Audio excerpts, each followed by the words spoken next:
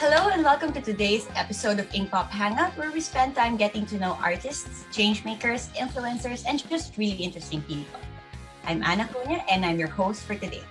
Today we have with us a global pop icon who has already accumulated more than 4 billion streams for her chart-topping singles, which include Sweet But Psycho, Who's Laughing Now, and So Am I.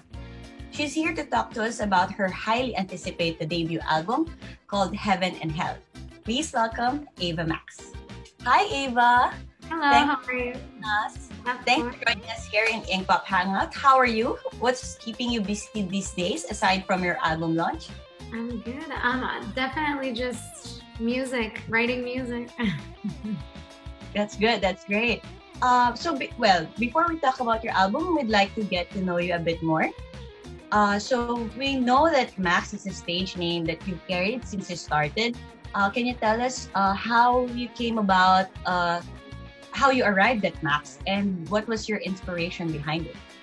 Max is kind of like more masculine to go with the more feminine, Ava. So it kind of feels like, again, the duality of having a little bit of my girly feminine side and the masculine. So I thought it'd be perfect. That's great. Yeah, it really has a nice ring to it, right? Thank you. So you're born to Albanian parents, but you were born and raised in the US. How has your background and culture influenced the music? I listen to a lot of pop music. Mariah Carey, Britney Spears, Celine Dion. I feel like Shania Twain as well. So I feel like a lot of different music kind of shaped my sound that was very different actually from one another as well. That's good. That's great. So you mentioned like Mariah Carey and Beyonce. Are these your musical influences? Definitely. Yeah, definitely. Rihanna, Beyonce, Whitney, definitely. Nice. Well, we learned that you once considered leaving the music industry. So can you tell us more about it and how you're able to overcome that? Yeah, so in the very, very beginning of my career, but right before Sweet But Psycho came out, I feel like I was stressed because I was putting out so much music and I feel like no one was listening, and I'm like, is this even meant for me? I've been doing it for so long that I don't know. So when Sweet But Psycho did what it did, I was super surprised in a good way. Like obviously I knew like I worked for it, but it took so long to get there that I was even surprised. Yeah, but everyone loved it, And so after getting super popular, how did your life change? How did it change in terms of making music? In a lot of ways, I never traveled. I did a little, but not like I did when Sweet But Psycho happened. But so I went to Europe, I went to Asia. It's been an incredible last 2 years. And so I think it's just changed also because I've met so many of my fans in person. And hearing their stories and how my music affects them makes me really proud of the record, and also knowing that, I want to continue making inspiring, motivating music for the fans. That's amazing. It's amazing. Well, for those who have not heard of the story, can you tell us more about your signature hairstyle, which is the Max cut? How did it start? So messy right now. That's why I have this on.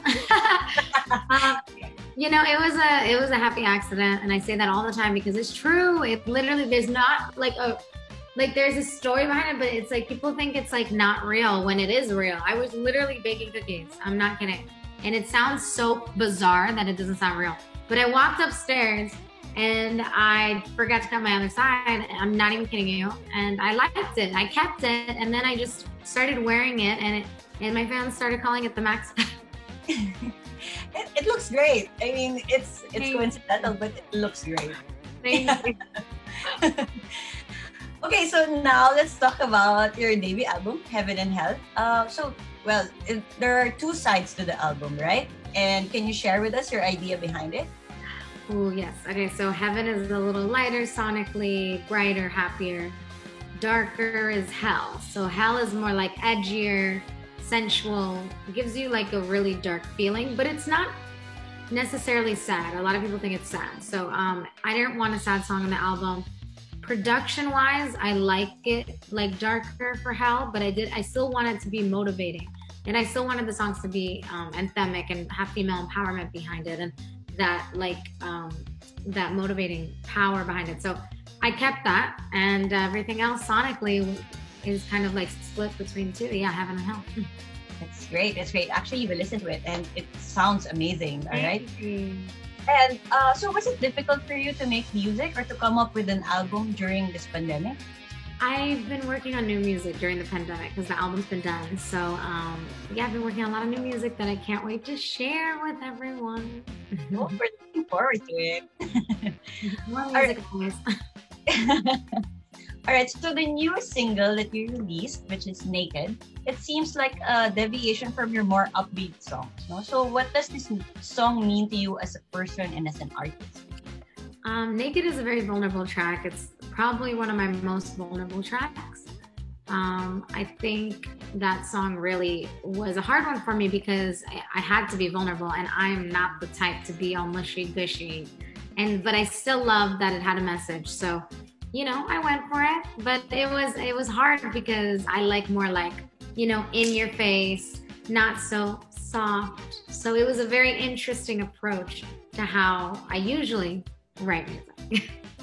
That's nice. That's nice. And so, you made a music video with Hannah Lux Davis. How was it like? How was it like working with her? She's awesome, super talented director. We had a lot of fun on set. We have another surprise coming soon as well, so I can't wait to share.